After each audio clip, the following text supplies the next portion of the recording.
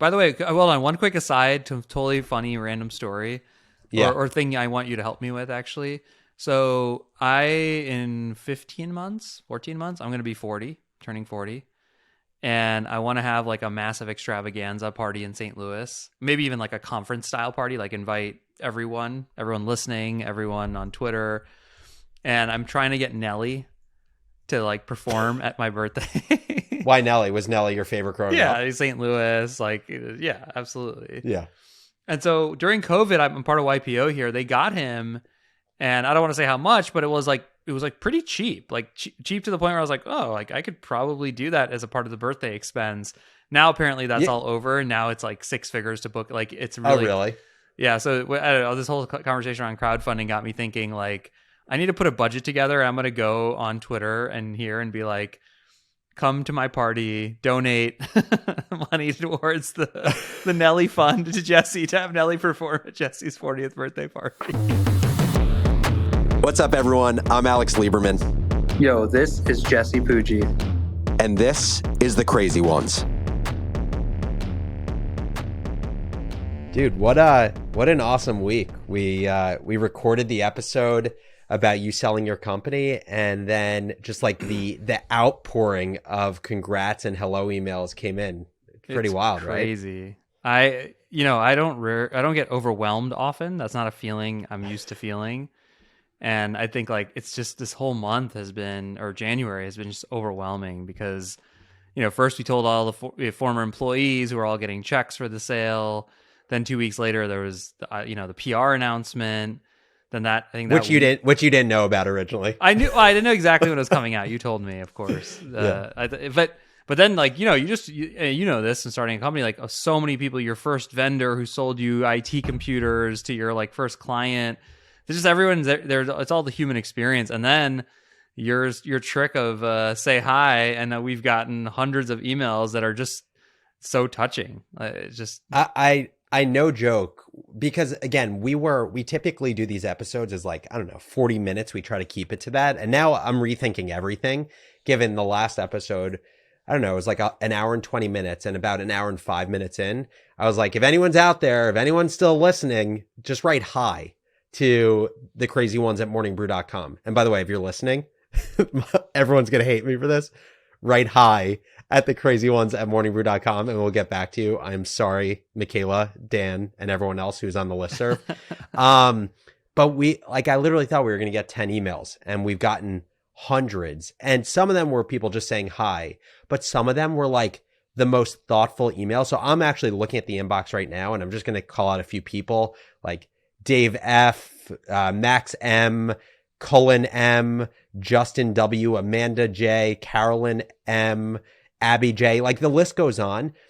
The most ridiculous email that I think we got, touching, absurd, slightly strange, was the email of the person who's currently buying an Ampush t-shirt off of Craigslist or Etsy. Did you see that one?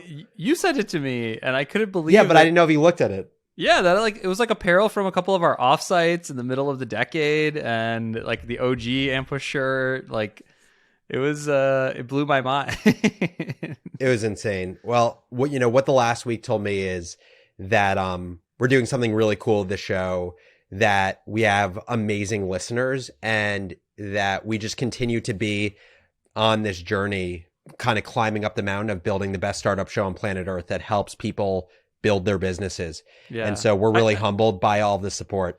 2 things that came up for me in just a very real way. I think one, I always call it the gravitational force of company building. And it's not something I realize. And I think a lot of people who think about starting a company don't get this until you do it. It starts as a speckle of dust, and then 5 speckles of dust. And the next thing you know, it's a few rocks. And like, I remember the first time I saw someone out in public, where I had an Ampush t-shirt on, and they were like, oh yeah, Ampush. Like it was a thing that wasn't me, and it was separate. And I had to see those t-shirts on Etsy. But I think it's a reminder of like one of the coolest parts of the entrepreneurial journey is building something that like is beyond you and outlasts you. And I just encourage people to think about it that way, because it's so powerful. I think the other thing about all those emails for me, you and I obviously don't do this for money.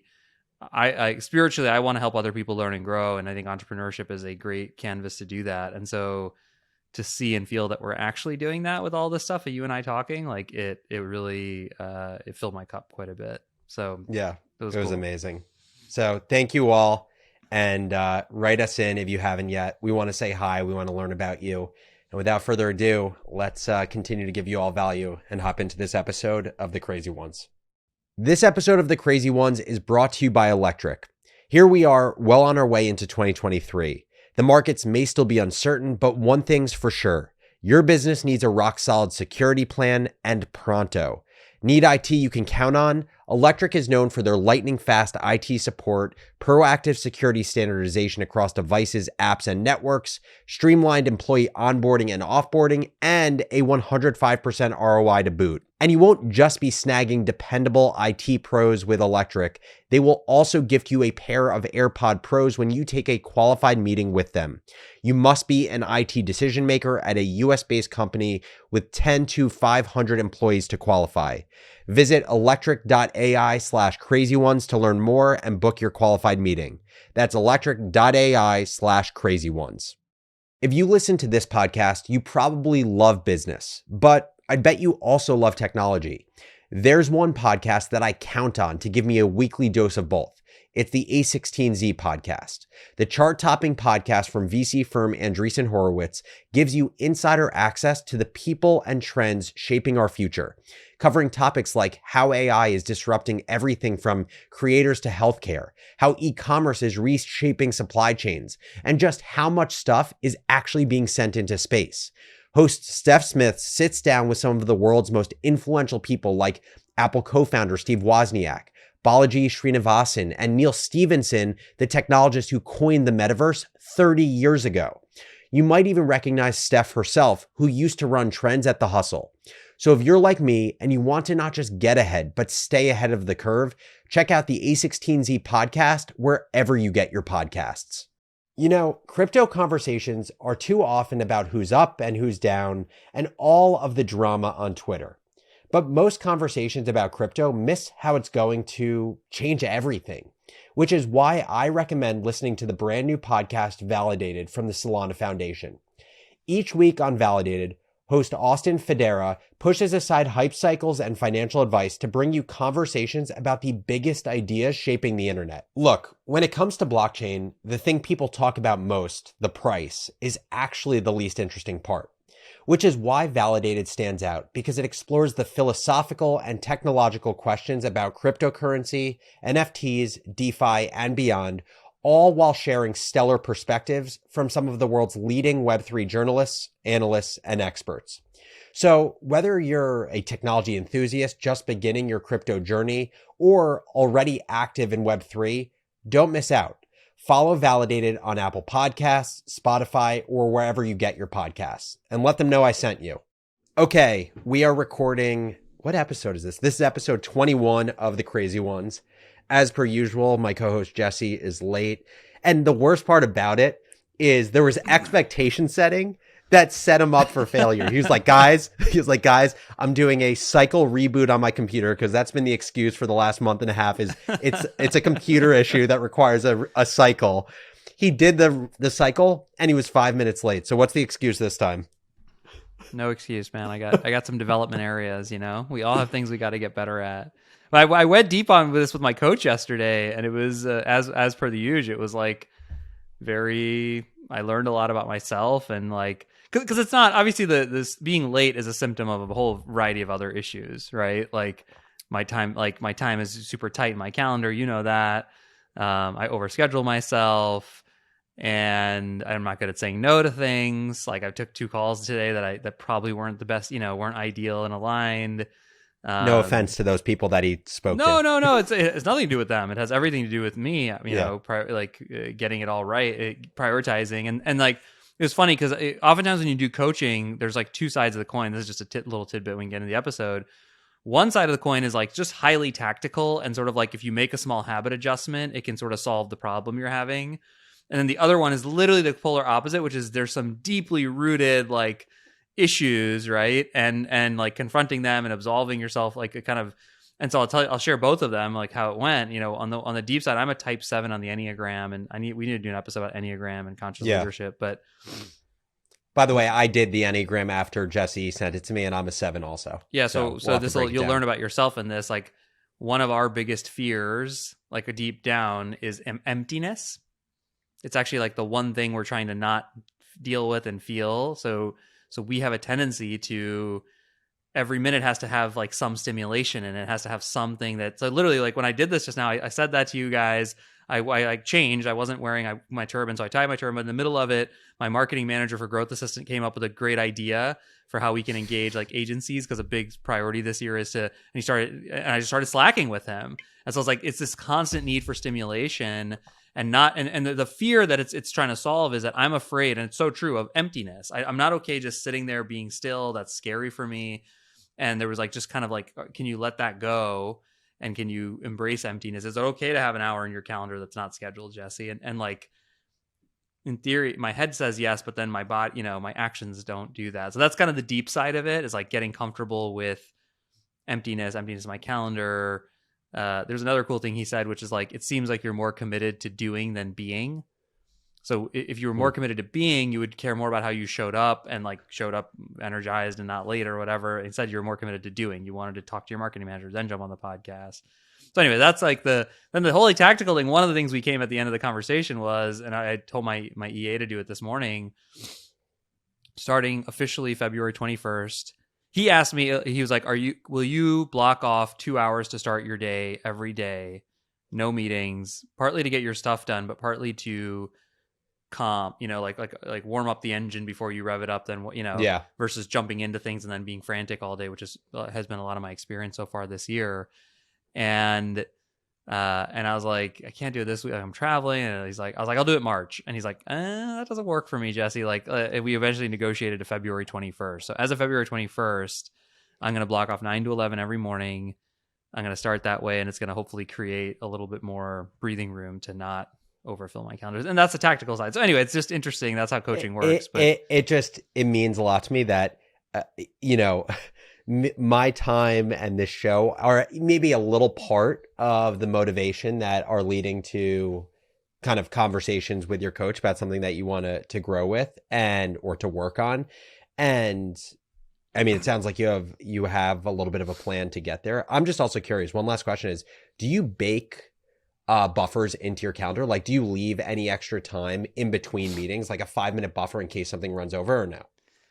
My EA does, and I don't respect them.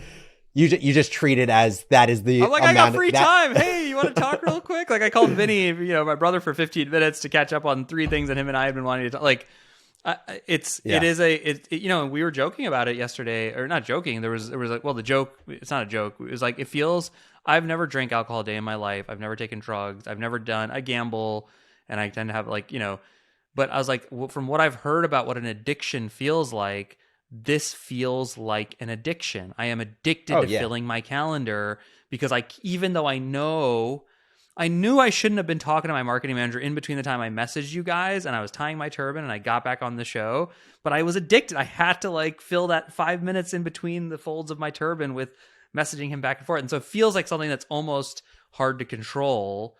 And the other analogy we gave, which was kind of fun, interesting and scary, is I felt like I was rolling down a hill. Like, I feel like I'm rolling down a hill around this category, and I just can't stop myself. Like, I know I'm rolling. I know I'm a little out of control. And so it was a really interesting coaching session. But well, this is why you pay Dave the big bucks, and I'm excited for February 21st. We'll keep chatting about it as you make progress. Let's do it. Cool. Okay, episode time. On this episode of The Crazy Ones, I am going to give Jesse a little bit of an update on my ridiculous plunger backyard game, The Plunge. Some tweaks to the strategy, one of those being going into crowdfunding and launching this on Kickstarter. We'll talk a little bit about the crowdfunding model and some of the biggest crowdfunding blow-ups and success stories, and maybe a few ideas we have around crowdfunding in general. So let's do this thing. Yeah. Are you going to start? Why don't you're going to share some of the cool crowdfunding stories you learned about, right? You want me to start with that? I think it's a cool way to start. And then I have questions for you. Okay. So I've gone down this crowdfunding rabbit hole because The Plunge, originally I was going to launch it on its own site. I was going to market it myself. we can talk about in a little while why I didn't think that was actually going to be the right strategy.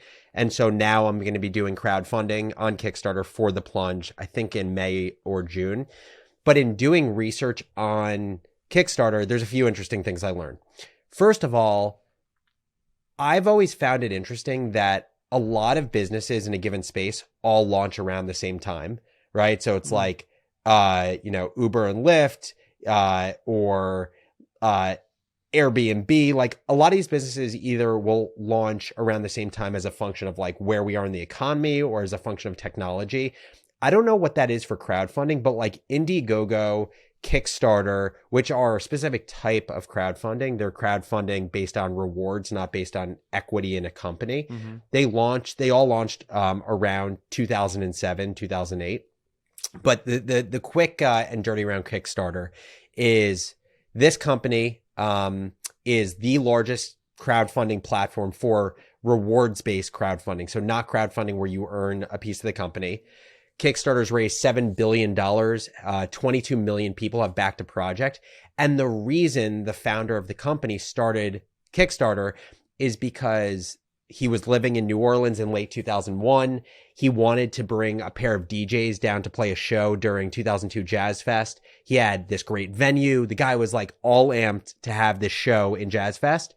And the show never happened. And it never happened because it was too much money. Because he couldn't justify putting the money down. And so his idea was like the fact that there was a potential audience for this and that audience didn't get to see them because there was no way for the audience to actually be able to buy tickets for the show and make it happen. That was the idea for Kickstarter. And now you talk about 14 years later and Kickstarter is massive. It gets 30 million hits to the site a month. Wow. I went down the rabbit hole. You said it's raised $7 billion. You mean it's raised like on behalf of companies? I assume it hasn't. On behalf of companies, Gotcha. And then their take is 5%. Got it. But it's interesting. I haven't fully figured it out. They switched to being a public benefit corporation in 2015. So I don't know how like it actually works in terms of can they be profitable? Is a public benefit corporation a nonprofit? I'm not sure. I have to look more into it. I know there are a few other companies that do this. I think Allbirds is actually a public benefit corporation. But I was going down the list of interesting companies that have launched on Kickstarter. It's actually pretty crazy when you look at it. Peloton launched on Kickstarter. Allbirds launched on Kickstarter. Wow. Oculus launched on Kickstarter. But there are two beyond those companies that stand out to me. The craziest one is in March of last year, March of 2022, was the biggest, most successful Kickstarter campaign of all time. And if you had to guess what this campaign was, I'd give you 100 guesses and you'd probably be wrong. It wasn't technology. It wasn't a game. It was an author. So there's this guy, Brandon Sanderson. I've never heard of this guy, but he is an author who writes fantasy work and science fiction. And I guess he's like prolific. He's written dozens of books and like his audience of fantasy readers freaking loves this guy. And in March of last year, he launched his Kickstarter campaign. I will say it was his second campaign. He had done one in the past and he raised $41 million. Oh my God. He raised $41 million. What? 20 million of it came in the first 72 hours. And just for context, the most backed campaign before that was Pebble, the watch company, which we'll talk about in a minute. He doubled that number. And the way that he did this whole thing was genius. First of all, he came out with a YouTube video on the day that the campaign went live. And he basically, I watched the video. He steps up to his audience. And he's like, I've been lying to you. That's how he starts. He goes, I've been lying to you. Great hook. Yep. For the last year, my brain, I was bored. I didn't know what to do. And he goes into this whole thing about, he wrote 4 books in a year. So he wrote 4 books in the previous year and the manuscripts were done. And he was launching a Kickstarter where anyone who backed the project would get a book a quarter from him for the next year. And so you could either get it in ebook, audiobook, hardcover, or all of them bundled together. And I just started running the numbers because, It must have been self-published, right? Like he didn't. Yeah, it's self-published. He has his own publishing company called Dragoneer, 30 people. And after I heard it was self-published, I was like, this guy must have made so much freaking money on this thing, because I always hear about like how publishing is very broken. And I always wonder, like, why don't more people self-publish, especially if they have audiences? So I'm going to do a quick breakdown. So my thought, I'll tell you the punchline first. I believe that this guy made at least $9.5 million from this campaign. And typically a Kickstarter campaign is 60 days max. So I think he made $9.5 million in his pocket from this after all costs. So I ran the numbers, and basically on Kickstarter, you have different tiers. And so I'm going to take you through the tiers quickly. His lowest tier was $40. So $40 for a quarterly ebook, right? So I have to assume the cost of the ebook, this has to be 98% margin. There were 44,000 people that backed the ebook. So that's $1.7 million right there. Oh my God. Then the next tier was audiobooks. So $60 to get a quarterly audiobook, 40,000 backers. That's $2.4 million right there. Premium hardcover is where you actually have some cost that goes into it. And I looked up some numbers. It looks like the average cost of a hardcover with shipping in the book is $8. And he charged $160 for premium hardcover. And that includes 4 books, right? So $8 a book, $32 is his cost for it. And so 160 on the books minus the 32 times 49,000 people bought his hardcovers. That's $6.2 million in profit. And then there was a group of people that bought all formats, ebook, audiobook, and hardcover. All this to say, I believe he did. Wait, but why only 9.5? Why didn't he must have made 25. No. Okay. So first of all, he had 12.4. So ebooks, 1.7 million, audiobooks, 2.4 million. And I'm just calling that pure profit. I'm assuming no cost. Right. The premium hardcover, I'm just taking out the cost right now of the books, and that's 6.2 million. And then for all formats, which is hardcover, ebook, audiobook, that's another 2 million. So that's 12.4 but where's the 40 million? I thought you in, said he raised 40 when he did it. He did raise 40, and I didn't go through all of the tiers. I just went through the first 4 tiers. There were like 8 tiers, so we could have had more. I also took out the salaries. Like, this is unfair, but I took out the salaries of everyone at his publishing house. Right. So there's 30 people. I assume $100,000 salaries, $3 million in salaries a year. Of course, these people are working on more than just those 4 books. Right. So that's 9.5 million right there. But I only got to your point, I only got to like $15 million in revenue. I don't know where the other 40 came from or the other 25 came from. So this guy, I think, in all fairness, it's probably more like 15 to 20 in profit. And this is just a single author, again, who's been writing fantasy books for the last 25 years. Right. What'd you find in terms of the average success of something running on, like, what's the average amount raised? And yeah, so the average, I don't know the average amount raised, but there have been 581,000 projects that have been launched on Kickstarter, and 230,000 have been successfully funded. So it's a 40% hit rate. So I didn't have a reference point, but it's pretty good. And so, I started basically thinking about, and we can come back to kind of one of the other crowdfunding stories like Pebble, but just to kind of contextualize this for a second, and for people who have done crowdfunding or are thinking about it, why did I even approach this topic? The long story short of it is, with my backyard game, I was originally going to, my whole plan was I was going to leverage my distribution. So I was going to leverage my Twitter following, Instagram, LinkedIn, TikTok, etc., and just promote the hell out of this game to those people. And then I was also going to create like social videos and drive people to a website where people could pre-order. Mm-hmm. And the reason I decided that Kickstarter or crowdfunding would be the way to go is, one, I think I have a really quality audience, but it's like a quality audience of entrepreneurial minds and founders. I don't know that it's a quality audience of people who throw plungers at boards. Like, I think there's some Venn diagram there, but I think it's like maybe 10% of the Venn diagram is my audience. So I think you're that's so part surprisingly conservative about this, but it sort of blows my mind how trigger shy I find you about this business. Like, dude, well, we talked last time that you don't have I'm a dad. I have kids. I'd throw plungers at them in my backyard. Like, you don't need that big of a Venn diagram to start making money from it. Okay, well, I agree that I am risk averse, but think about it from this perspective. What's the downside of doing Kickstarter? Okay, so on Kickstarter, first of all, Kickstarter's three biggest categories are games, design, and technology. Right. So gaming is its biggest category. My view is, why wouldn't I have a Kickstarter campaign where I get organic traffic from their audience that's already built into Kickstarter? And how does that work, by the way? How do you actually get organic traffic from their audience? Yeah, so like this is the whole game. I would say it's very similar to like the Product Hunt game, or there's probably other analogies for Hacker News, etc. So the whole idea is, and I decided to work with an agency that is like a Kickstarter agency. It's they're $8,800 that I'm paying them for the next 4 months. And basically the whole trick is building up an email list. So you want to build up a really qualified email list before you launch your campaign.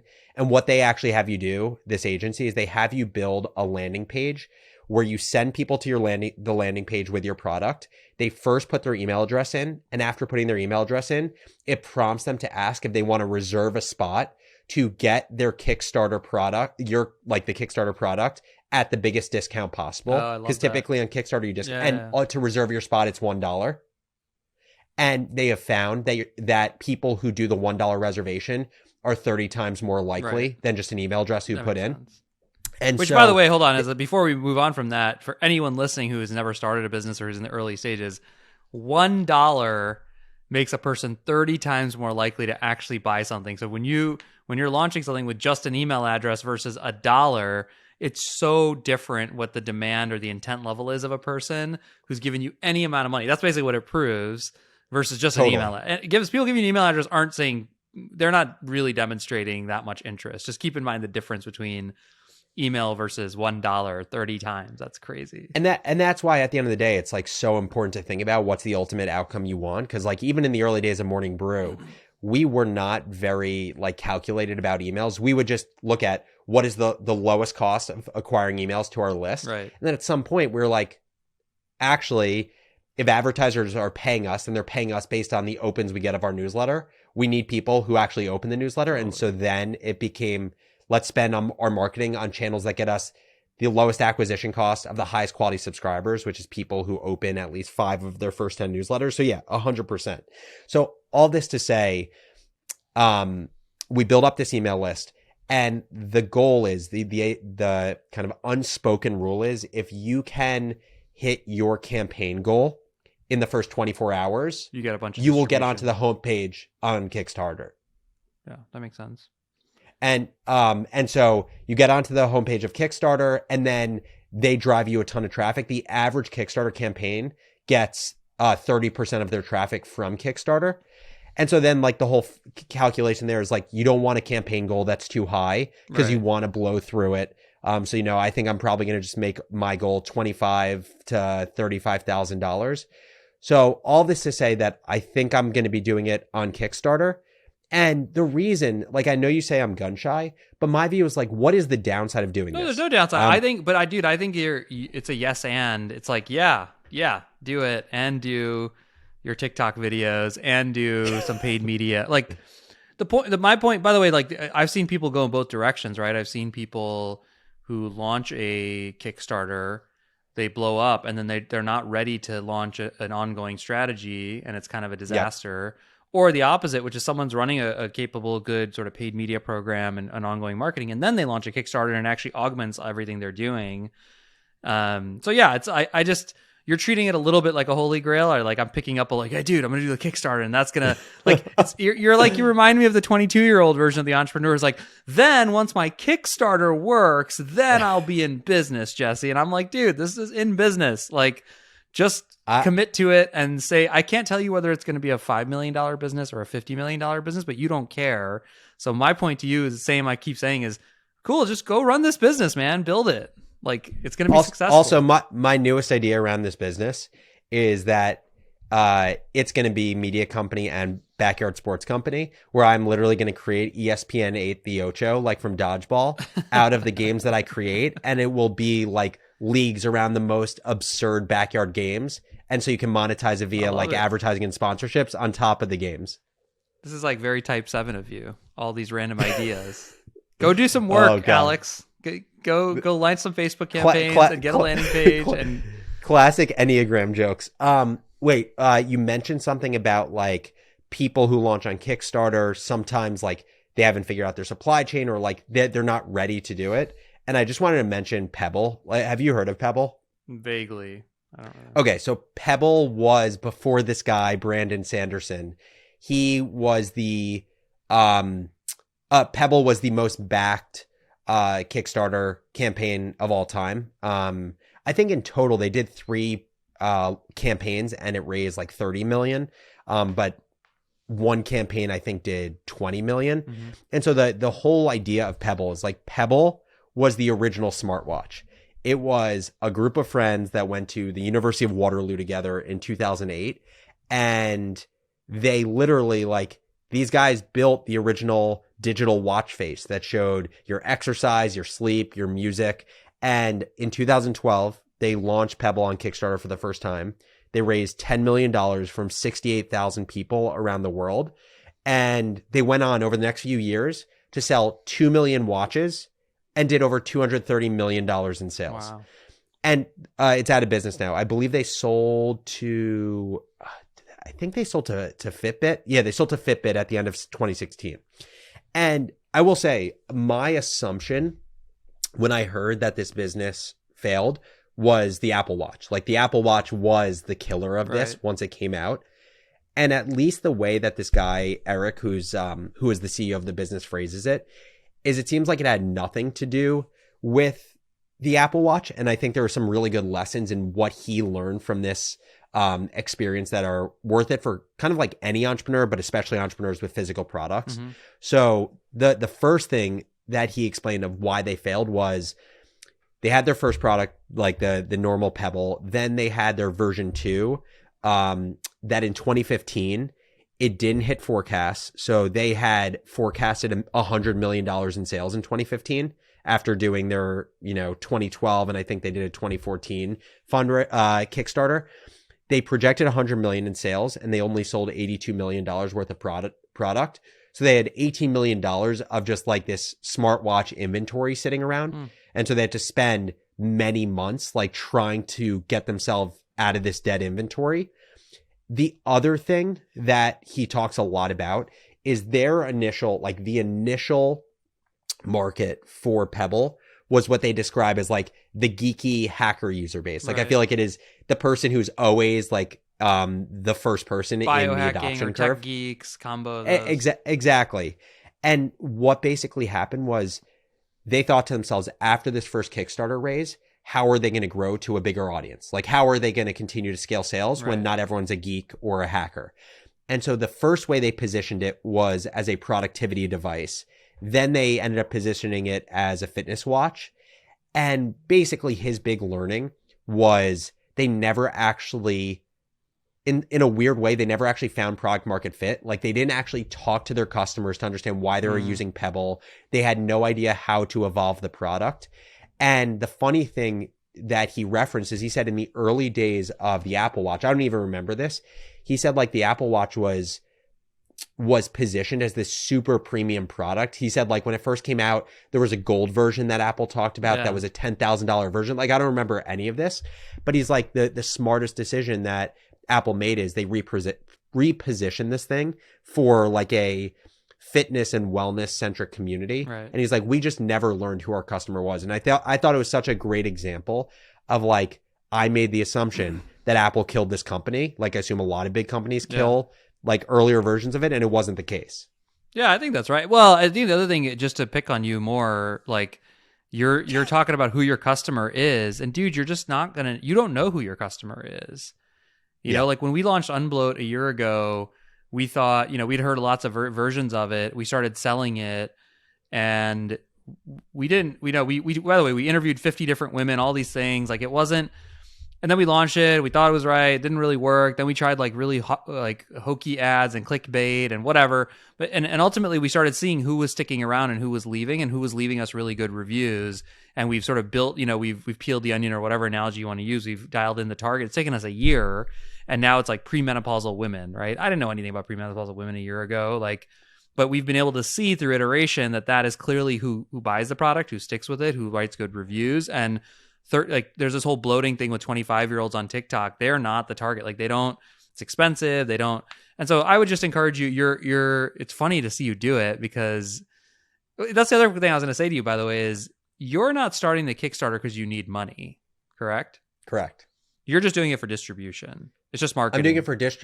I'm just doing it for distribution and to justify a relatively high dollar production order. Like I'm not willing to spend $100,000 just running a production run of these right now. Given, to your point, I don't know who the audience is, right? And I don't know if there's going to be enough of an audience. Like, would you? And maybe you did that. Like, you can actually see, right? Like my risk tolerance. But like when you launched Unbloat, I don't know what you spent to start the business, but like it sounds like it took a while to figure out who the exact audience was. Like, do you feel comfortable like dropping six figures without knowing? I mean, we did, right? That was part of it was probably, we realistically committed about $250,000 to all in. Why did you feel the confidence to do that?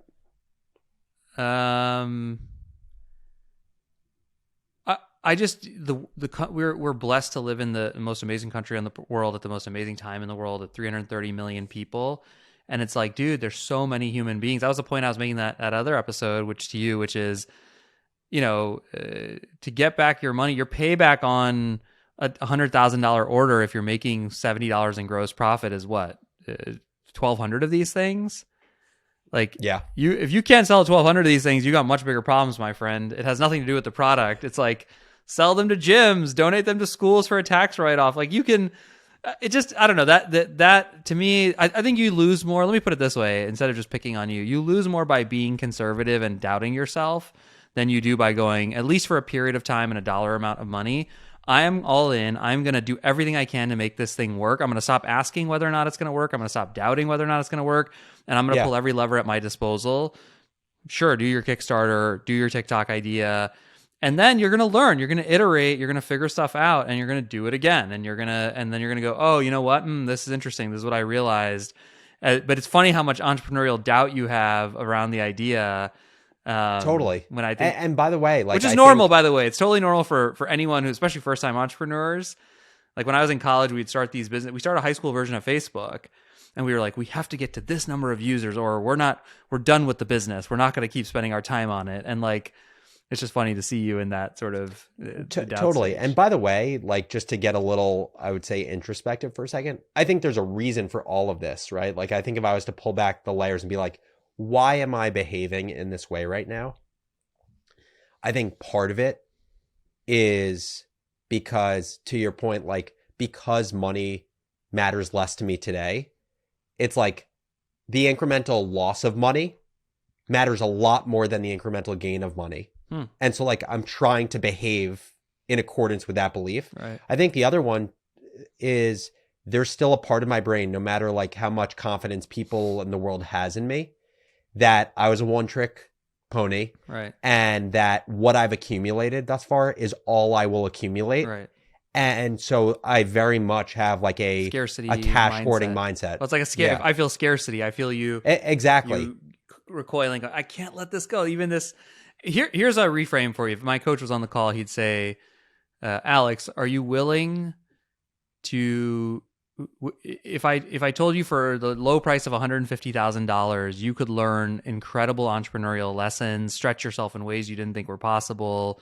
Are you willing to spend that much to learn and to become, to develop yourself as a professional? Yeah. And I think the answer would be, yes, but I would only feel comfortable with so many at-bats of that learning happening without making money. Yeah, sure. Yeah. But there's no way, dude, there's zero chance that you spend 150 and nobody buys a single set of this thing, right? Yeah, I agree with that. And so it's even that number is way too high, which by the way is true for Unbloat also. Like it's the first company we started, Puforia, true story. We still sell 100 SKUs every month. Like the thing is just making like $10,000-$15,000 a month. I don't know how people are getting to it. Who, like, did someone run that business? No, it's the subscribers. So we've actually made back, I think all in all, that business maybe lost $100,000, not even like $80,000. Yeah. That doesn't include anything that's happened with Unbloat. So you'll figure it out. It's kind of my point, right? I think like I believe you'll figure it out one way or the other, and it'll be a valuable experience for you. And so I want you to go all in, and I want you to. I agree with you. And I think, again, my goal for myself is to get to a place where obviously I'm still smart with my money, but I'm not conflating being smart with my money as actually operating out of a scarcity mindset because right. I doubt my abilities. And so yeah, that's my goal for myself as I grow. There's a few ways we can take this. Hold on, one quick aside to totally funny random story, yeah, or thing I want you to help me with actually. So in 14 months, I'm going to be 40, turning 40. And I want to have like a massive extravaganza party in St. Louis, maybe even like a conference style party, like invite everyone listening, everyone on Twitter. And I'm trying to get Nelly to like perform at my birthday. Why Nelly? Was Nelly your favorite growing up? Yeah, St. Louis, like, yeah, absolutely. Yeah. And so during COVID, I'm part of YPO here. They got him. And I don't want to say how much, but it was like pretty cheap, like cheap to the point where I was like, oh, like I could probably do that as a part of the birthday expense. Now apparently that's all over, and now it's like 6 figures to book. Like it's really, oh really? Yeah. So I don't know. This whole conversation around crowdfunding got me thinking like I need to put a budget together. I'm gonna go on Twitter and be like, come to my party, donate money towards the Nelly fund to Jesse to have Nelly perform at Jesse's 40th birthday party. I think that is a great idea. By the way, I had a few ideas as I was going through Kickstarter of just like businesses that I think could be built in and around Kickstarter or separate from Kickstarter. I want to get your thought on. The first is I've been wondering like why there isn't a software version of Kickstarter. And so what I mean by that is like, okay, you have Product Hunt, but when you have Product Hunt, a business has already launched. It already exists. Like there's already somewhat of a team. Like why isn't there a crowdfunding platform, a reward-based crowdfunding platform where you have a prototype of a product of software and you go live on this platform? I was going to say Kickstarter with a D, but it doesn't come out the right way. So it gives entrepreneurs validation about if they should push forward with this software so they can go out and hire a technical person to actually build the thing. Yeah. And the bets cost $1. You have to make people pay money because we know that paying $1 is a much bigger signal than just giving your email or vote. Exactly. But I don't understand. Like, I'm just going to use a random example with you. An idea of a business that I tweeted about a while ago that I was thinking about just having someone build on the side was an add-in to Google Meet or Google Meet or Zoom or like WebEx, where you put in the salary of everyone in a meeting, and as the meeting's ticking, it tells you the cost of that meeting, right? I ultimately don't think it's a good idea, and I could explain why, but like, why is there not a place where I put that on the site and people can, to your point, put $1 to reserve their spot, and they get some. Like, why does this not exist for software? I love it. It's kind of like a media company too, because they're like, there's almost like a Shark Tank or your 60 Seconds startup vibe. That came. Exactly. A buddy of mine here in St. Louis started a business called Thumb Raise, and it actually was one of the inspirations for Kahani. Like you could see a vertical video of the entrepreneur pitching, and I think he ended up pivoting to more of a hiring platform, like just away from fundraising altogether, because it's just like. There was some network effects issue, but I think it's a good idea. I think you have to figure out how to get people like on Hacker News or like on Product Hunt. You have to have the people who engage with something like that. Totally. It's really an idea that Product Hunt should do. Oh yeah, I think like Product Hunt, like they literally just go one step earlier. Pre-launch, yeah, exactly, or idea stage Product Hunt, Idea Hunt. Yeah, so that's one. The other one is. So as I was going through this whole Kickstarter thing, and I told you that I'm working with this agency and their process is helping me build out like what is the brand for my product, then the landing page to get people to put in emails, then getting people who put in emails to reserve their spot for $1, all like building up the list for launch. And one of the ways they build up those reservations is they run a fair bit of Facebook ads, like pre-campaign. Right.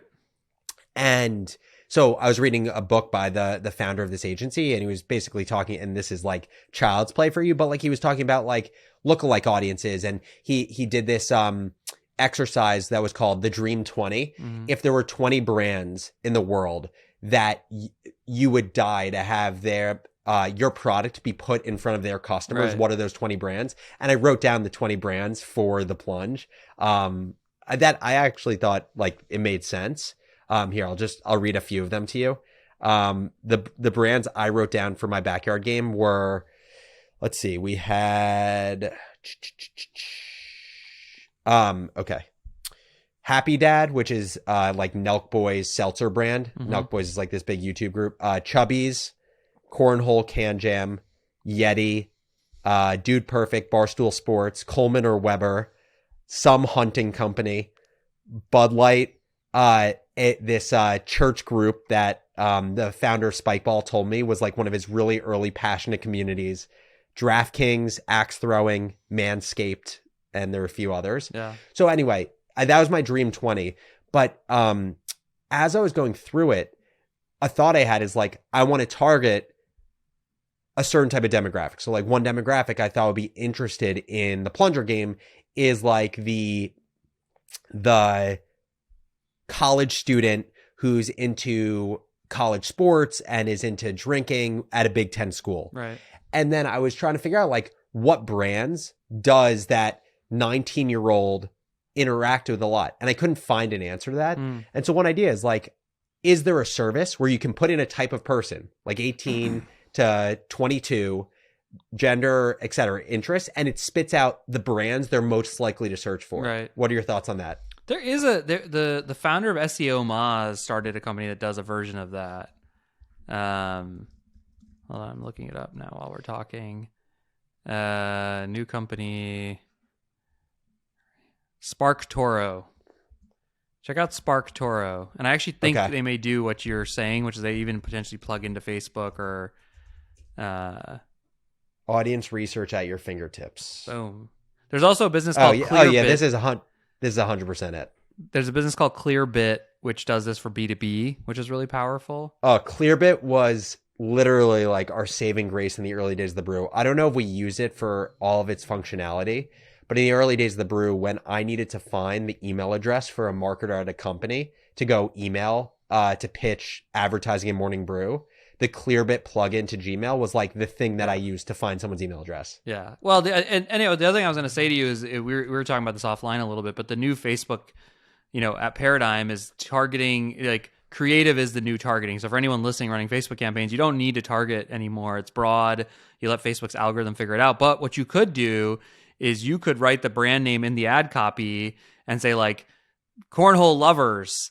Yeah. And then have like a picture of cornhole and maybe break it or something, like a funny ad that engages those people. And then Facebook's algo will naturally start to find those people. And so that's just a thought for you is like you can... Well, just explain, you're glossing over it because I feel like this is just like so in your DNA, but explain how there's been that shift. Like what used to be important with Facebook advertising and like why now actually like me targeting a cornhole audience actually is in my best interest. Yeah, that's a great question. So the nuance here is there's a difference between what's targeting and ad serving, right? So targeting is like if I say target 100,000 people in St. Louis who, like the St. Louis Cardinals or whatever, and they're between the ages of 40 and 45, that's who I tell Facebook to target.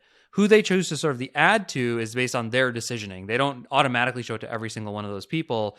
And one of the ways you can know this is if you actually try, like we've done this as a test, you could do like an ad like that. If you target clicks and you ask Facebook, I want clicks, that's my objective, versus I want leads versus I want purchases, the funnel will look completely different even though your targeting is all the same, which means they're making serving to. They know who tends to click and just click. They know who tends to click and buy. So they know based on people's behavior. They see all this data they don't share with advertisers that make their systems more effective. So 10 years ago, you did all the targeting because you had to tell them their systems were dumb. They didn't know what to do. Now their systems have gotten so smart that they'll put an ad out and they'll quickly see who stops scrolling, who just likes it, who clicks on it and engages with it. And when you target, because you're limiting their freedom, they actually charge you more because they have less auctions you can be in at one time. Whereas when you say, go after anybody, I don't care, it lets them explore freely, which ultimately means you can be in more auctions, which is a higher chance of finding a good price point and actually finding a better audience. So that's why their algorithm is like AI, whatever, super smart, learns very quickly, and it's able to kind of put the ad in front of the right person at the right, right place, right person, right time. So all this to say, if you're doing Facebook marketing, and I assume it's the same for Instagram because it's the same engine, like it actually isn't your prerogative today to like pick brands or lookalike audiences of brands to run your ads to, because Facebook is just smarter than you. And there's certain advanced strategies you can still hack, but I wouldn't worry about them if you're listening and you're spending less than $500,000 a month on Facebook. I think the one thing I would tell you, though, just as an example also of why I want to get you out of this audience thinking too, is one of the things that Facebook's really good at that they don't surface for anybody is like buying intent. Like as an example, go to 3 meal kit websites after you listen to this, and then go to your Facebook feed, and you're going to see a bunch of meal kit ads. It doesn't matter. Your demo, who you are, doesn't matter. That what matters is, this person seems like they're in the market for healthy food solutions, and I'm going to deliver to them. So your gaming thing, like it may or may not matter who the person is. It may or may. What matters is in that moment, someone's looking at Spikeball and a few other related things, and then they're going to go, "Oh, you're looking for fun games? Here you go. Here's an ad for the Plunge," right? And anyway, that's also part of how the algorithm does its magic. Well, and I think it's, again, like I think what's amazing is it's very nuanced, the stuff you're talking about, but it's like widely applicable for anyone who spends on Facebook marketing, which is a lot of people.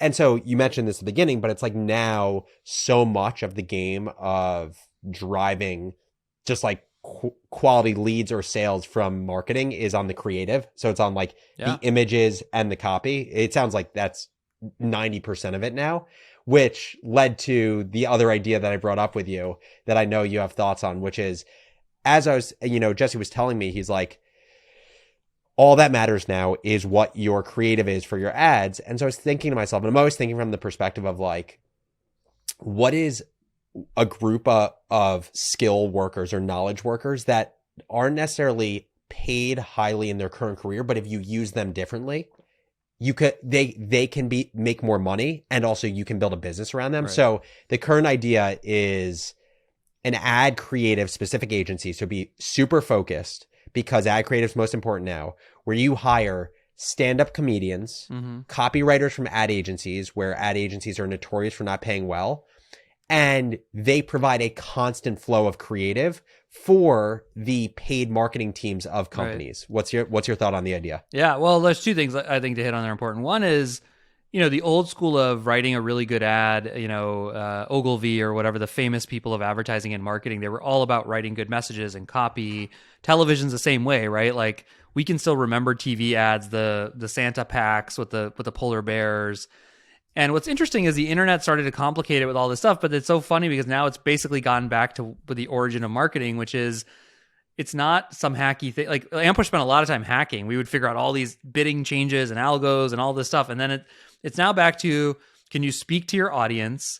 Can you deliver them a message that explains the value? Can you hook them and get their attention? So it's funny in some ways just to think about it for anyone doing it is stop worrying about tricks and just start focusing on delivering a message to like a compelling message to that audience of why your product is the right thing for them. That's just one aside. And then, I think the idea is great. I think, there's yours is kind of a vertical play with the comedian idea, but there's, these businesses, Tube Science, narrative ads, Ready Set, there's a whole cottage industry, Rickshaw, that all they do is make creative using like kind of out of work or in between work actors in Hollywood and maybe offshore, growth assistant style editors for their video.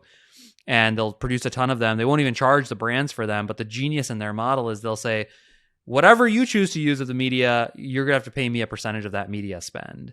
And so if I'm a media buyer and their stuff is working 30% better, I'm going to allocate as many dollars I can to it, even though I have to pay a rake on it. And they've crushed it. I mean, they've been very success stories. They by the way, they all started in 2016, 17. Like they're old relative, or they're new relative to the Ampushes of the world, because they really saw that trend and capitalized on it. And I think your version's a verticalized version. You could do that for men's products or comedic approach or other genres essentially that I think could be as successful as any of them. Oh, totally. Yeah. I've been also thinking about like, how do you use like voiceover actors who like are in between gigs of getting commercials, or how do you use like models who are trying to make it in the modeling industry, are really good looking people for ad creative. Yeah. Like how do you leverage them as well? And dude, So, this is a just crazy thought. category. One thing just most people don't appreciate this, I think, is like, have you heard of SEMrush?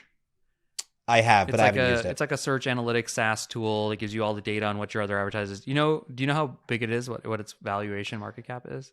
My guess is it's $1 billion business. It's like a 3 billion market cap public. It's insane. And Facebook is 110 billion in revenue, something crazy like that. Like, just think that there's a 10 to 20% on top of that of software, services, etc.